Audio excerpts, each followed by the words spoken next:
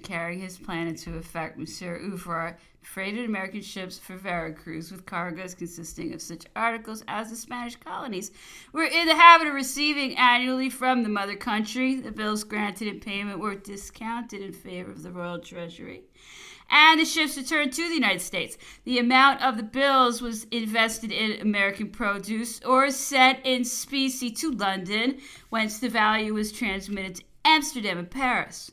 Never was any commercial enterprise of so extensive a nature managed with so much boldness and skill. Monsieur Ouvrard had a chain of correspondents and agents from Madrid, Paris, Amsterdam, and London to Philadelphia, Vera Cruz, and Mexico. No obstacle remained to impede the success of this great undertaking when the affair of Monsieur de Barbay-Marbois caused its failure. While Monsieur Ouvrard was devoting all his attention to this particular enterprise, his partners were exerting themselves to meet the demands to which the Spanish contract gave rise.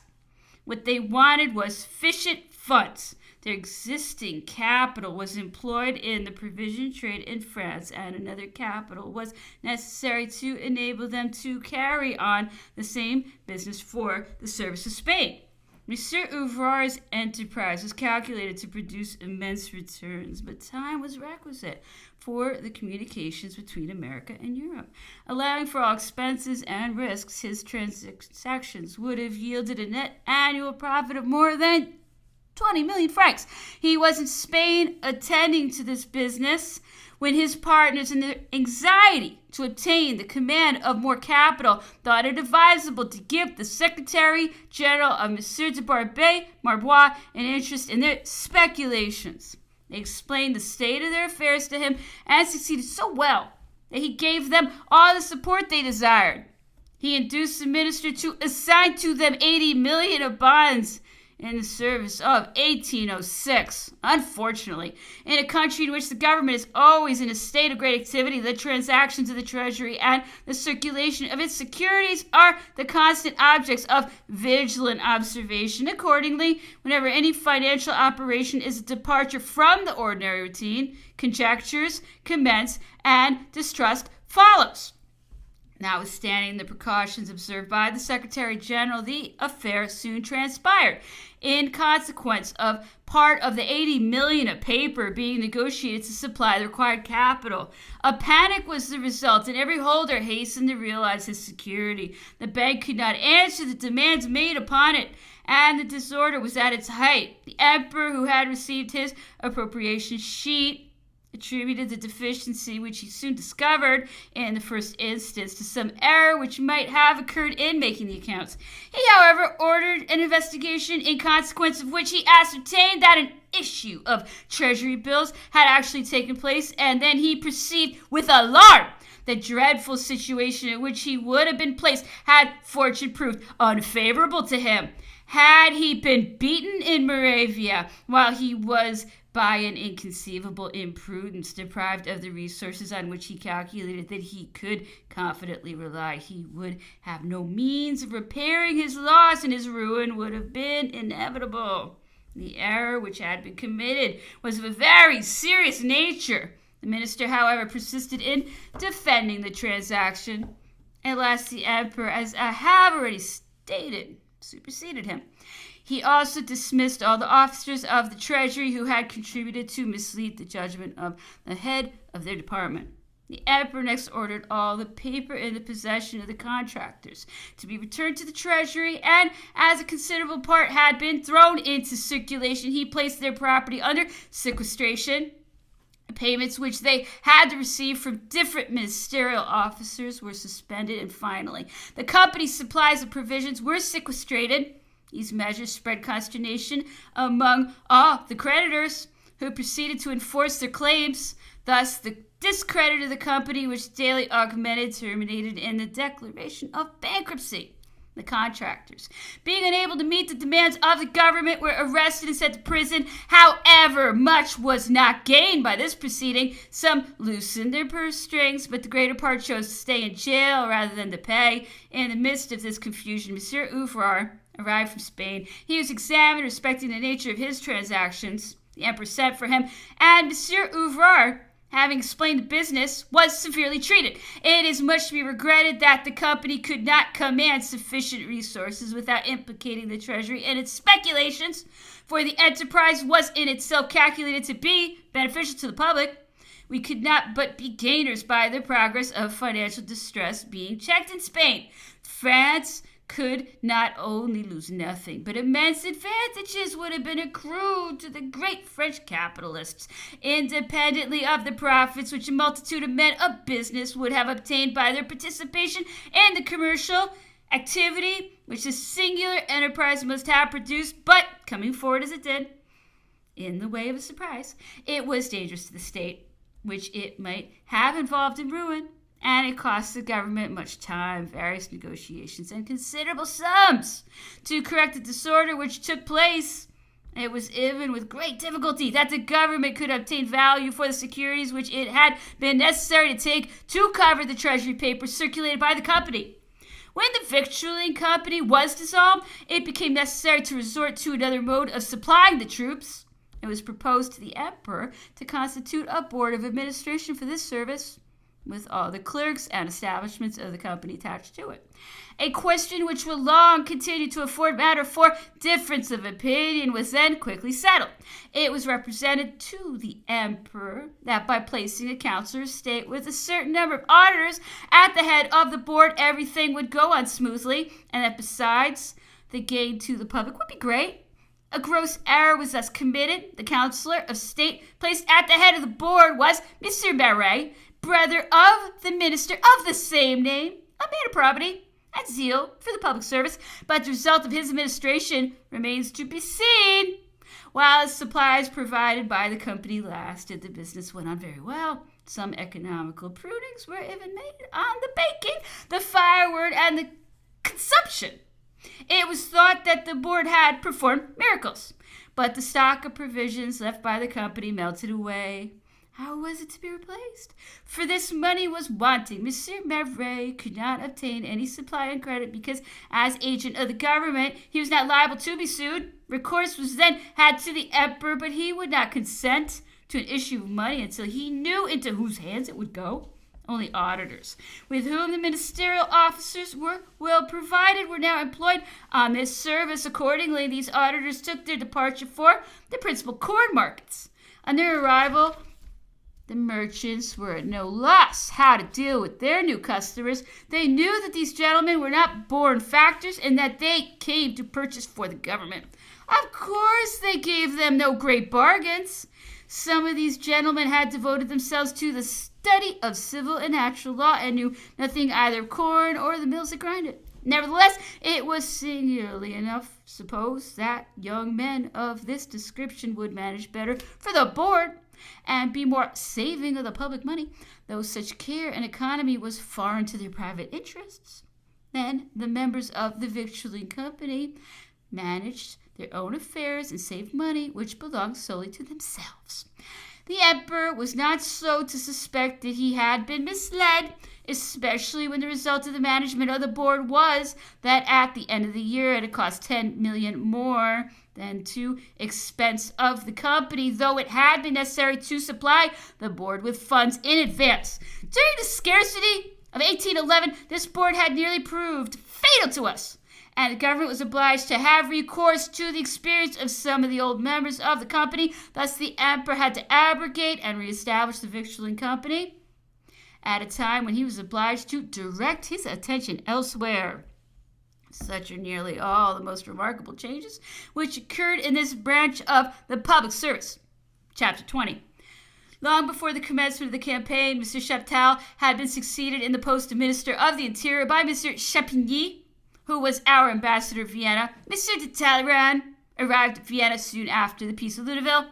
Shortly after the emperor's return, accounts were received of the occupation of Naples by our troops. The remainder of the winter was spent in fetes and amusements. Murat was invested with the sovereignty of the Grand Duchy of Berg, which Bavaria ceded to France in return for other territories. M. de Talleyrand received the Principality of Benevento and Marshal Bernadotte that of Porto Corvo, both in the Kingdom of Naples. It was a matter of some surprise that Bernadette should be among the first to share in the distribution of favors. The Prince of Baden came to Paris to contract his marriage, which was celebrated in the chapel of the Tuileries. The hereditary Prince of Bavaria had also been in Paris since the 10th of February. On this occasion, magnificent entertainments were given at the Tuileries. The ladies of the court, most of whom were distinguished for youth and beauty, danced in character at the balls, and these fêtes, independently of the peculiar interest attached to them, presented all the elegance and splendor of enchanted spectacles. During this same winter, the emperor determined to place the crown of Naples on the head of his brother Joseph, and 12 senators were deputed to invest him with the sovereignty. Joseph was at the head of the army which had recently taken possession of Naples. The emperor also resolved to change the government of Holland by substituting the monarchical for the elective form and the choice of the leading men of the country, who I believe were wholly favorable to us, fell on Prince Louis, the emperor's brother, to whom the crown was offered. It is strictly true that Louis was perfectly indifferent to this accession of greatness. Indeed, it was doing violence to his taste for retirement to force him to ascend the throne. Thus, the Battle of Austerlitz created 3 new kings in Europe and overthrew the Neapolitan dynasty. About the spring of 1806, our external political situation was still unsettled.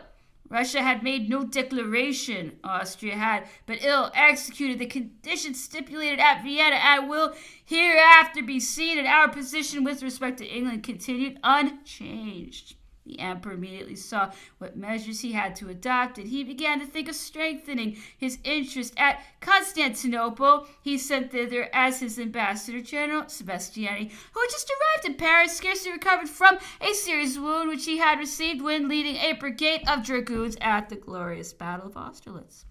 In addition to his public character of an ambassador, the general was the bearer of private instructions from the emperor to guide him under circumstances which it was foreseen must inevitably arise. Sebastiani speedily justified the emperor's confidence. In the month of April following, all the distinguished individuals who had passed a portion of the winter in Paris returned to their homes. The King of Holland likewise set out to take possession of his states. The emperor, who was now more solitary than heretofore, lived almost constantly shut up in his closet. He now seriously considered of the means of making peace with England. Monsieur de Talleyrand neglected nothing for the attainment of this object. He was one of those who ardently wished for peace, and a circumstance now occurred which appeared to favor his views. In consequence of the death of Pitt, Fox had become Prime Minister of England. The emperor knew him personally and had conceived a great regard for him. In the long and frequent conversations they had had together when that distinguished statesman visited the continent, Lord Yarmouth was in Paris in May 1806. He was fond of company, and amidst the gaieties and amusements with which Paris abounded, he became acquainted with an individual whom M. de Talleyrand employed to sound his inclination for becoming the bearer of pacific overtures between the two countries. After some explanations, he consented to enter upon the negotiation, and he received a passport for London. His mission was favorably received, and he was sent back with authority to commence a negotiation, which was to pass through several preliminaries before it assumed a regular form. The conferences soon commenced, and the emperor thought proper to make M. de Champigny and General Clark attend them. Lord Lauderdale came to Paris as the English chargé d'affaires in this business, and it was then publicly understood that we were treating with England. It is very certain that no opposition to this negotiation would have proceeded from the emperor. He was the more sincere in wishing for peace because it would have irrevocably determined his situation with respect to the continental powers.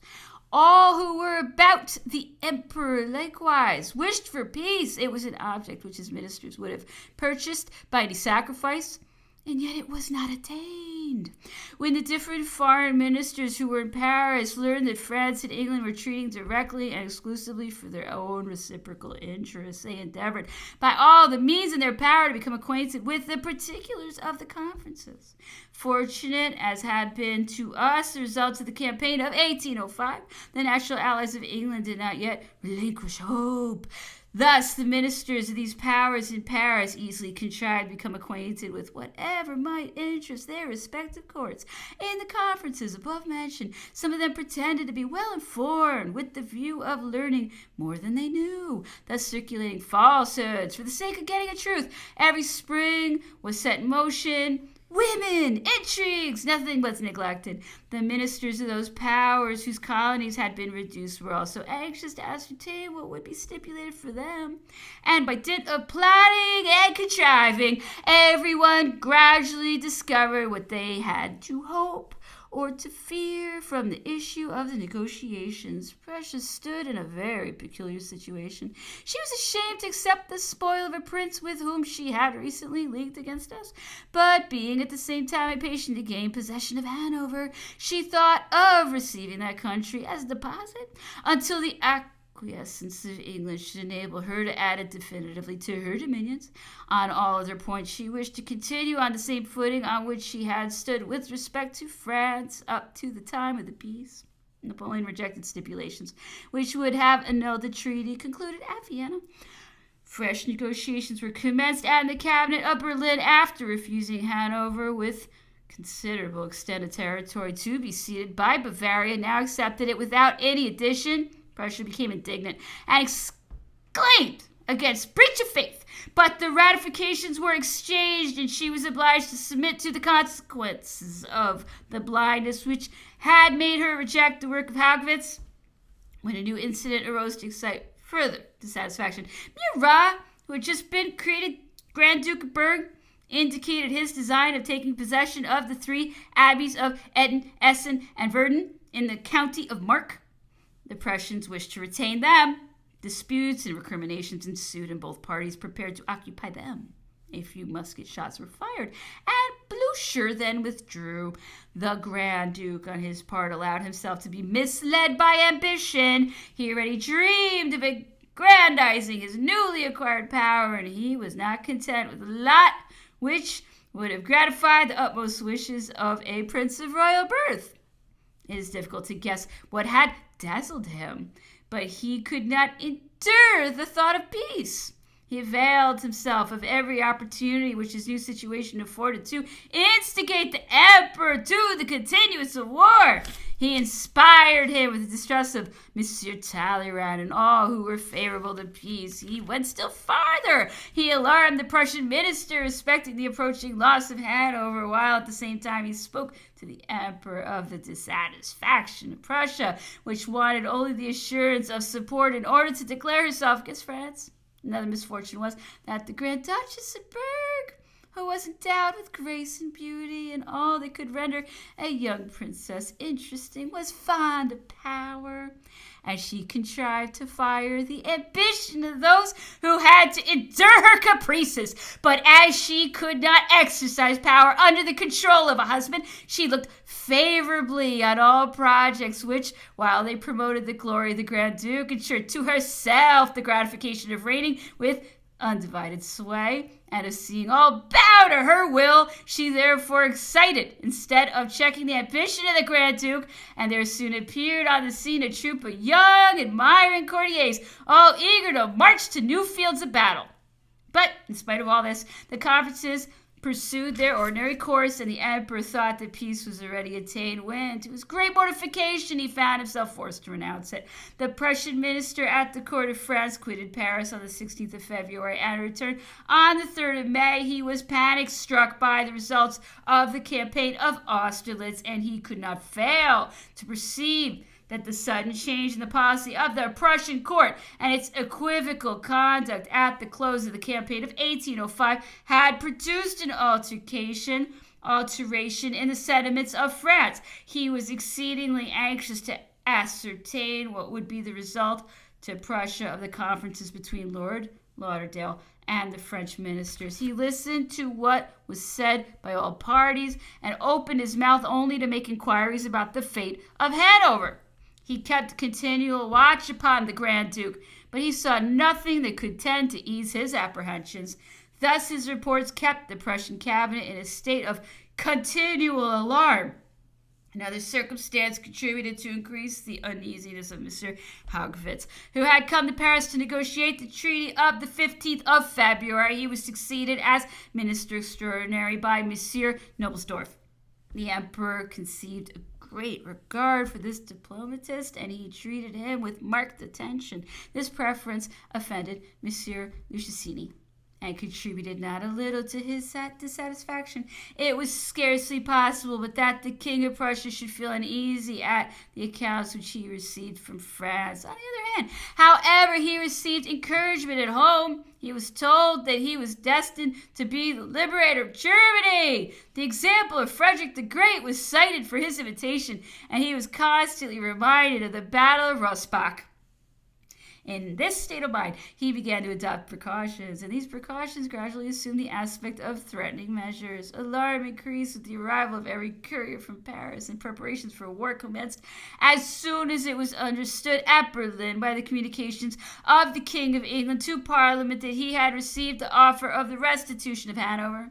Instead of viewing this proposition as a step towards peace, which would be followed by an indemnity to her, Prussia thought herself trifled with.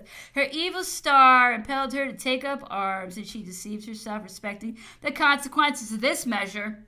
But to return to the conference, Mr. de Talleyrand urged them forward with the utmost activity, and he would have made any sacrifice to attain peace with England. He assured all who would listen to him that without peace there was no certainty for the emperor, that nothing but a succession of victories could consolidate him, and that these were reduced to a series of which the first term was A and the last Y or 0. He was very indignant when he discovered the little plots of the ambitious intriguers who stirred up war by their reports of the arming of Prussia, which they had themselves daily provoked by their ostentatious boasting and threats. Letters, either genuine or forged, dated from Berlin and filled with invective against the French, were artfully circulated. In some of these letters, it was affirmed that the Prussian cavalry had sharpened their sabers under the windows of the French ambassador. Some young men in Berlin had indeed thrown stones at the ambassador's windows, and there was no insult or offensive allusion of which he had not been the object. Chapter 21. The emperor was ready to make any sacrifice for the sake of a general peace, when an event occurred which obliged him to relinquish all hope of attaining it. Mr. Fox, the English minister, had been ill for a considerable time. His illness suddenly assumed a serious character, and he was soon pronounced to be in danger. We relied wholly on him for terminating our eternal differences with England, and at every fresh report of the state of his health, the negotiations were urged forward, because it was hoped that if peace were once concluded, some means would be found of rendering it permanent, even in the event of Mr. Fox's death. But fate had decided otherwise. The English minister died, and his successor recalled Lord Lauderdale. The conferences were then broken off. We tacitly accused Lord Lauderdale of not having been as zealous as we were in smoothing away the difficulties which opposed the conclusion of peace, and it was even suspected that when Mr. Fox's recovery was found to be impossible, he had studied only the sentiments of the minister who was destined to succeed him. Thus, then, on the one hand, the war continued with England, and on the other, a rupture was ready to take place with Prussia. It is impossible to refrain from attaching blame to those who started so many obstacles to a reconciliation which might have been so easily effected. The dissatisfaction of Prussia had originated in her fear of losing Hanover. The rupture of the Conference of Paris eased her apprehensions, and there now remained only some little private misunderstandings arising from trifling causes, which could be easily settled by presence of snuff boxes, etc. The emperor was perfectly disposed to make every accommodation. The matter being arranged, it was still possible to bring back his army to Bologna. His flotilla was unharmed. His fleet had indeed been destroyed, but he could have found means to restore it. He relied so implicitly on peace that he began to think seriously of fulfilling the promise he made to the army in his proclamation from Vienna. In this proclamation, he said that the whole army should be assembled in Paris before it proceeded to Bologna. that the troops might fully enjoy the happiness they would experience from having honorably served their country. He repeated that his greatest pleasure would be to see every man in the army assembled round his palace, and daily to call to mind the courage and attachment of which they had given him so much proof. In several of the public offices he reserved a number of trifling places, and successfully some of greater importance, for the purpose of satisfying the applications he received from the soldiers at every review, and to provide for some of their relatives. During the whole time I served the emperor, I never knew him to neglect the petition of a soldier, particularly when he solicited a favor for another. A sure way to forfeit the emperor's good graces was to ill-treat or to repulse a soldier or an officer of inferior rank. He had already mentioned to several individuals his plan of reassembling the army of Austerlitz, but the genius of evil prevented him from accomplishing this design. The Grand Duke of Berg and several others were overjoyed at the rupture of the conferences with England. The least important consequences which they calculated from the circumstance was that it would be necessary to attack and overwhelm Prussia while her attention was occupied with the marching and counter-marching of her troops. The ultimatum of the cabinet of Berlin aided the Grand Duke's impatience. This document, from its tone and the terms in which it was couched, was a defiance rather than an exposition of grievances, and it consequently gave offense to the cabinet of the Tuileries. On the other hand, Marshal Berthier wrote from Munich, where his headquarters were established, urging expedition. He began to fear that the Prussians would commence hostilities without making any communication, which was the case in 1805, and consequently it was impossible to proceed too speedily. The Emperor left Paris on the 21st of September, 1806. He had only returned on the 26th of the preceding January. The Empress accompanied him as far as Metz. The Imperial Guard had scarcely begun its march. It had returned to Paris after the campaign of Austerlitz. The Emperor stopped at Metz only long enough to visit the arsenal and the school of artillery and to inspect the garrison. He proceeded rapidly from Metz to Mentz, where he stopped 2 or 3 days. Various couriers which he received made him hasten his arrangements. At Metz, orders were given to put the troops in position as soon as they should arrive. Orders were also sent to Strasbourg for embarking on the Rhine all that were to depart from that fortress and the town situated on the banks of the river. An officer was dispatched to the King of Holland to direct that the Dutch army should without delay enter the territory of Munster and advance towards the Weser. After receiving visits from the princes of Baden, Darmstadt, and Nassau, and finally determining the plan of that tête de pont across the Rhine, the emperor proceeded to Aschaffenburg. He dined with the Prince Primate and then continued his journey by the way of Würzburg, where he arrived on the evening of the day on which he left Mentz. The Grand Duke received him in the handsomest way, and he put up at the residence of that prince, for whom he entertained a very high esteem. Here he awaited news of the enemy. At Würzburg he settled the plan of his operations, and he resolved to make the town of Bamberg his first point of departure. The different court d'armée occupied the territory of Bayreuth and the banks of the Main, and approached the frontiers of the little principalities of Saxony. All had been assembled at their respective positions since the Prussian army had established itself at Erfurt and Weimar. By a singular error, the Prussian army remained in this position until the union of our forces was accomplished and our movements determined. The Prussian army having been concentrated for 4 hours, it might easily have attacked one or several of our corps before they were united. An enterprise of this kind would at least have justified the inconceivable presumption of supposing that the Prussian army was in itself sufficient to oppose our columns, or if the Prussians had prudently thrown a good garrison well commanded into Erfurt, and had then come with all their collected forces to dispute the passages of the Oder and the Elbe. Fortune might have given them some favorable chance in the series of movements and maneuvers which we should have been obliged to make in consequence of theirs. But no, they remained quietly in their position and suffered us to debouch by Saalfeld, where Marshal Lannes defeated the corps of Prince Louis of Prussia, who was killed in action. The emperor himself marched by the valley of the Main, having with him the corps of Bernadotte and Ney, and being flanked on his right by the corps of Marshal Soult and Davout, who, leaving by right, advanced upon Hof. The emperor at last debouched from Kronach, passed the Saal at Saalburg, and arrived at Schleitz, where a small Prussian corps was met and pursued in the direction of Gera. This movement ought to have brought the Prussian army to a decisive course. It was concentrated and might easily have made an offensive movement, but prudence suggested the necessity of holding back. The emperor halted one day behind the Saal, where he was rejoined by the foot guards, and meanwhile the corps on the right, commanded by Soult and Davout, followed by all the cavalry under the command of the Grand Duke of Berg, advanced on the banks of the Elster.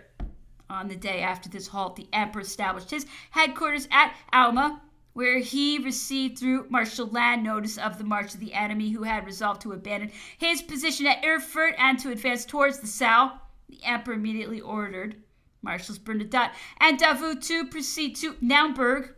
Marshal Soult was directed to march to Gera, and Marshal Lannes to maintain a communication with him. The emperor then proceeded to Gera, preceded by all the cavalry and followed by the foot guards and Marshal Ney's corps.